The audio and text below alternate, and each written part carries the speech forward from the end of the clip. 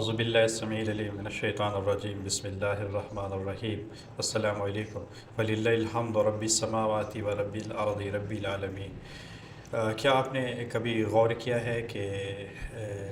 بادل بھی پہاڑوں کی طرح ہو سکتے ہیں، ان کے اندر برف بن سکتی ہے؟ اور اس سے بڑی حقیقت یہ کہ آج سے 1450 سال 1500 سال بعد کوئی اس حقیقت کو جان سکتا تھا، جب نہ تو سیٹلائٹ تھی، نہ ہمارے پاس موسم کو ناپنے والے آلات تھے، بادلوں پہ تحقیق کا کوئی کام ہو رہا تھا۔ تو اس وقت قرآن مجید کی ایک سورہ جو سورۃ نوح ہے، اس کی آیت نمبر 43 یہ دعویٰ کر رہی ہے کہ وہ آسمان سے پہاڑوں جیسے بادلوں سے اولے نازل کرتا ہے۔ یہ صرف ایک تشبیہ ہے یا ایک بہت بڑی سائنسی حقیقت ہے، سائنٹیفک فیکٹ ہے؟ قرآن مجید میں جہاں بالکل واضح جبل کا لفظ استعمال کیا ہے، جو یہ ثابت کرتا ہے کہ یہ ایک بہت بڑا انتہائی دقیق سائنسی مشاہدہ ہے یا سائنٹیفک حقیقت ہے۔ جدید سائنس جو ہے اس حوالے سے ہمیں ایک قسم کے بادلوں کی متعلق بتاتی ہے یا اس کی نشاندہی کرتی ہے، جس کو جو ہے کیمولونس بس کلاؤڈ کے ٹرم اس کے لیے استعمال ہوتی ہے۔ یہ ایسے بادل ہوتے ہیں جو سطح زمین سے اوپر 10 سے 12 کلومیٹر آسمان میں بلند ہوتے ہیں اور پھر عمودی طور پر اوپر کی طرف یہ اٹھتے ہیں۔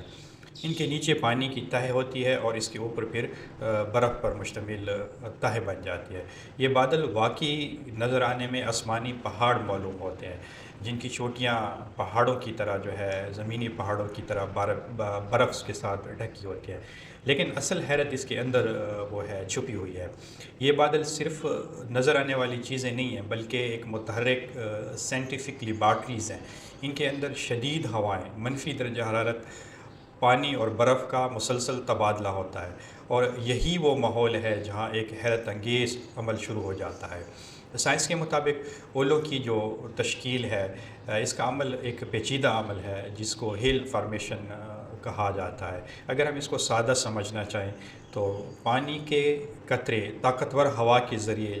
اوپر جب اٹھتے ہیں، پھر وہ وہاں جا کر شدید ٹمپریچر میں جم جاتے ہیں اور پھر نیچے آتے ہیں، مزید پانی ان کے ساتھ چپک جاتا ہے، دوبارہ پھر وہ اوپر اٹھتے ہیں تو ایک برف کی تہہ بن جاتی ہے، اور یہ عمل بار بار وہاں رپیٹ ہو رہا ہوتا ہے۔ تو نتیجے کے طور پہ وہاں ایک جو ہے پوری پرت یعنی لیئر اولوں کی تیار ہو جاتی ہے، بالکل اس طرح جس طرح پیاز کی تہہ ہوتی ہے، اور جب یہ اولے بھاری ہو جاتے ہیں تو پھر یہ زمین پہ گرنا شروع ہو جاتے ہیں۔ قرآن آسمان سے نازل کرنے کی بات کر رہا ہے، اور یہی جملہ سائنسی لحاظ سے بالکل درست ہے، کیونکہ یہ بادل فضا کی اوپری تہوں میں بنتے ہیں، خاص طور پہ جس کو ٹروپوسفائر کا جو اپر حصہ ہے، بلائی حصہ ہے،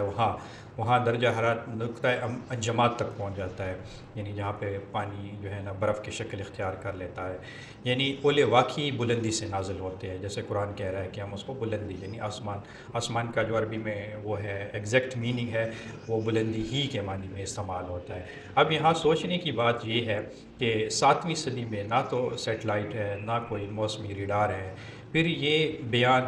ایک ایسی حقیقت کو بیان کرتا ہے جسے ہم آج کے سائنسی آلات کے ذریعے اور سائنسی علوم کے ذریعے دیکھ رہے ہیں یا ہمارے سامنے ان کے شواہد آ رہے ہیں۔ تو کیا یہ محض ایک اتفاق ہے یا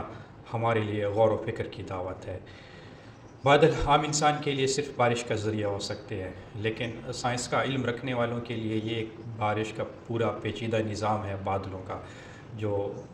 ایک سائنٹیفک میکینزم کے تحت پایہ تکمیل کو پہنچتا ہے۔ لیکن ایک صاحب فکر کے لیے یہ ایک نشانی ہے۔ ہمیں یہ آیات بتاتی ہے، سکھاتی ہے کہ کائنات کو دیکھیں، اس میں غور کریں، اس میں سمجھیں، اور پھر اس میں آپ کے لیے نشانیاں رکھ دی گئی ہیں، اور نشانیاں کس پرپس کے لیے رکھ دی گئی ہیں؟ وہ اس پرپس کے لیے لکھ دی گئی ہیں کہ اس نظام کو، ان کائناتوں کو کریٹ کرنے والا کریٹر ہے، جو کتنے منظم طریقے سے چیزوں کو مینیج کر رہا ہے، اور سب یہ نشانیاں جو آپ کی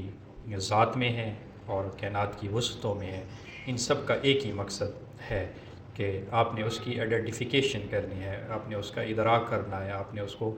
محسوس کرنا ہے۔